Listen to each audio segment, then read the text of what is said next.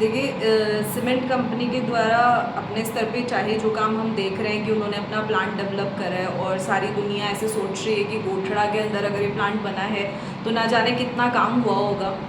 गोठड़ा और देवगांव की तो बहुत ज़्यादा स्तर पे ज़मीनें गई हैं, लेकिन मैं सच यहाँ की रहने वाली हूँ और यहाँ की जनप्रतिनिधि हूँ, लेकिन मुझे कोई ऐसा विजिबल चेंज नज़र नहीं आता कि श्री सीमेंट आने की वजह से कुछ ऐसा दिखता है कि ये गाँव बहुत डेवलप हो गया है। सो ऐसा कोई मुझे विकास नज़र नहीं आ पा रहा है श्री सीमेंट की वजह से।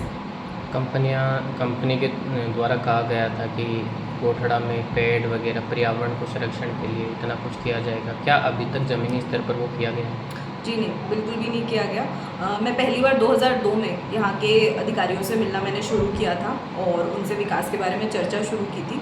उस वक्त मेरे पास बहुत सारे मुद्दे थे और मैं चाहती थी यहाँ की जनप्रतिनिधि होने के नाते कि मैं जितना हो सके उतना गांव का और लोगों का भला कर सकूँ। एक अच्छी मीटिंग हुई, उन्होंने बहुत अच्छे आश्वासन मुझे उस वक्त दिए और क्योंकि मुझे उनके आश्वासन पर भरोसा था, मैंने ये नहीं समझा कि वो मुझे डिले करने की कोशिश कर रहे हैं या मुझे किसी तरीके से टरकाने की कोशिश कर रहे हैं। मैंने वो सारी चीज़ें मानी।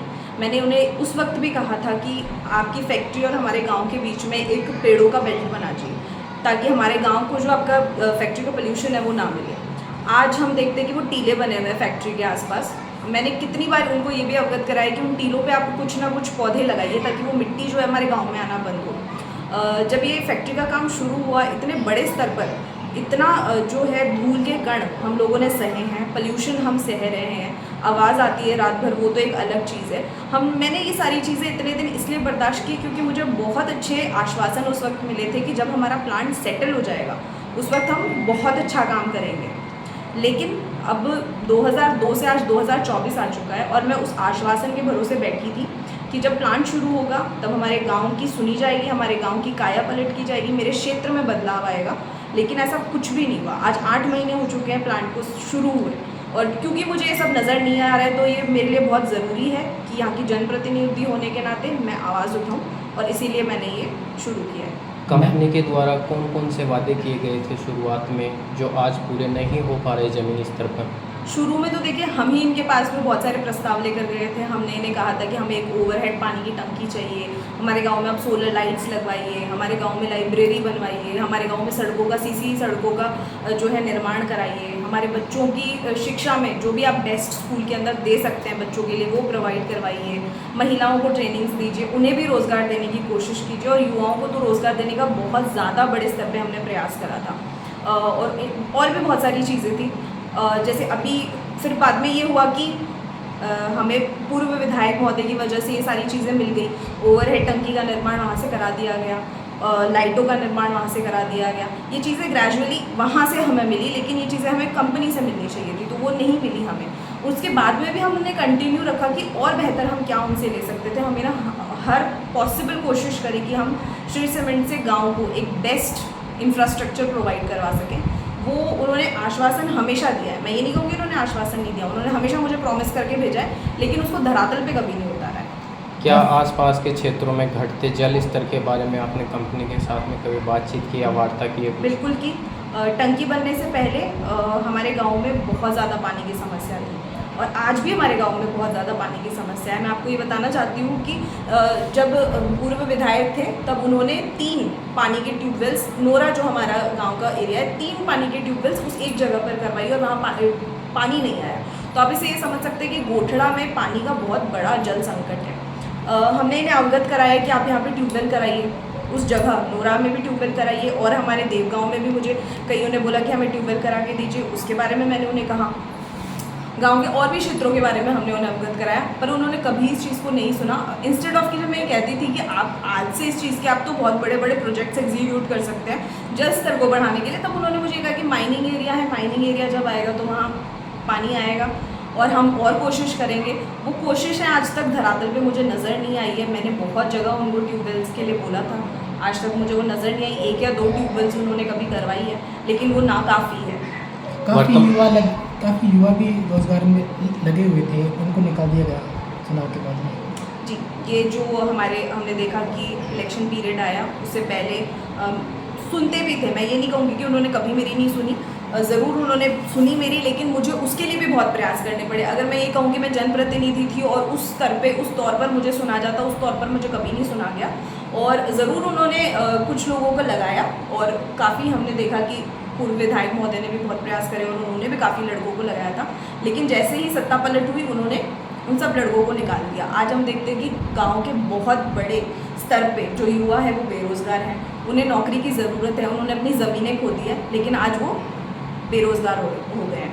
सो ऑफकोर्स इस क्षेत्र में भी उन्हें काम करने की ज़रूरत है, और ऐसा नहीं है कि श्री सीमेंट उनके लिए रोज़गार के अवसर या उनके लिए ट्रेनिंग के अवसर उपलब्ध नहीं करवा सकता। सीमेंट कंपनी ने महिलाओं के लिए भी उत्थान के लिए कहा था। जी, उन्होंने बहुत बड़े बड़े वादे किए थे महिलाओं की ट्रेनिंग्स को लेकर के, महिलाओं के स्किल डेवलपमेंट को लेकर के, कि वो खुद के स्वरोजगार जनरेट कर सकें, उस स्तर पे उन्हें ट्रेनिंग दी जाएगी, लेकिन वो भी मुझे कहीं एग्जीक्यूट होता हुआ नज़र नहीं आया। वर्तमान समय में आप इन मुद्दों को उठा रहे हैं, क्या आपने पहले भी इन मुद्दों के बारे में सोचा है? कंपनी ने वादे तो पहले भी किए थे, आपने पहले क्यों नहीं?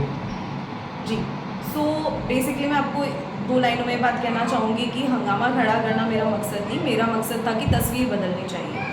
सो मुझे कभी भी ये नहीं चाहिए था कि मैं लाइमलाइट में आऊँ इसलिए मैं धरने पे बैठूँ, या मुझे अपनी कोई पॉलिटिकल रोटियां सेकनी थी तो मैं वहाँ धरने पे जाकर बैठती।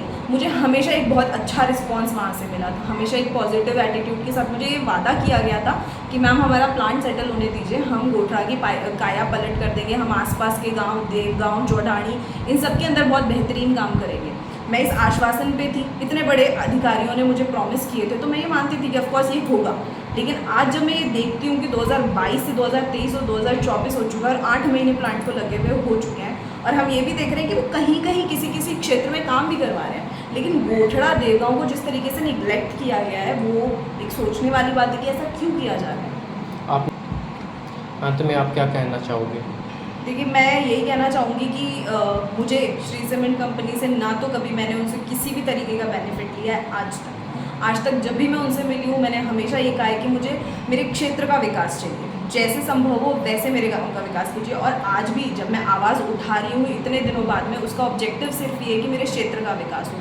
मुझे इन लोगों ने बहुत उम्मीदों के साथ जनप्रतिनिधि चुना है, तो ये मेरी जिम्मेदारी बनती है कि मैं इनके लिए आवाज़ उठाऊँ, इनके बिहाफ पे आवाज़ उठाऊँ। और ये बहुत ज़्यादा बड़ी ज़रूरत है। श्री सीमेंट के लिए किसी भी गाँव का उत्थान करना एक बहुत बड़ी बात नहीं है। तो आज जो मैंने आवाज़ उठाई है वो इसलिए कि मेरे गाँव की ये डिज़र्व करता है, गोठड़ा और देवगाँव की CSR का पैसा इनमें इन्वेस्ट किया जाए। जो इसके आसपास के गांव है जैसे बारवा, खोजास वगैरह जो गांव हैं, वहाँ पे भी इसका पैसा जो है अच्छे तरीके से इन्वेस्ट किया जाए, और श्री सीमेंट इसको अफोर्ड कर सकता है। ऐसा नहीं है कि वो उनकी अफोर्डेबिलिटी में नहीं आता है। आप यहाँ से इतना रेवेन्यू जनरेट करेंगे।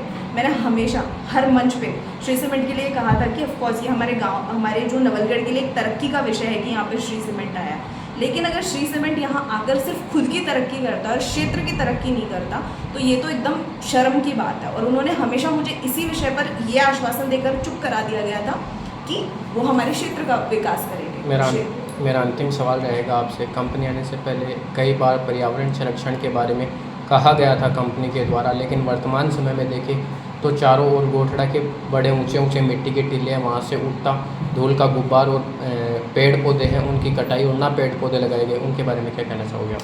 जी बिल्कुल, मैं इनके लिए कहना चाहती हूँ इनफैक्ट कि मैंने उन्हें इंसिस्ट भी किया था कि हमें पौधारोपण करना चाहिए। हमारे गांव की बहुत सारी जोड़ियाँ जो हैं वो खाली पड़ी है, अगर वो चाहें तो वहाँ पे पौधारोपण कर सकते हैं। जो टीले मैंने जो आपको मेंशन करे वहाँ पौधारोपण किया जा सकता है, सड़कों के किनारे पौधारोपण किया जा सकता है। मैं आपको ये बताना चाहती हूँ कि सड़कों के किनारे जब NOC का जो इनका फंक्शन होने वाला था उससे 2 दिन पहले या 2 दिन बाद नीम के पेड़ लगाए गए। ये पहले भी लगाए जा सकते थे, तो ये काम उस वक्त क्यों किया गया जब आप पे प्रेशर मेंटेन हुआ? आपको ये काम अपनी सेल्फ इंटरेस्ट से करने चाहिए कि ये हमारी प्रकृति के लिए बहुत ज़रूरी है। सो इस तरीके से इस काम को किया जाना चाहिए था।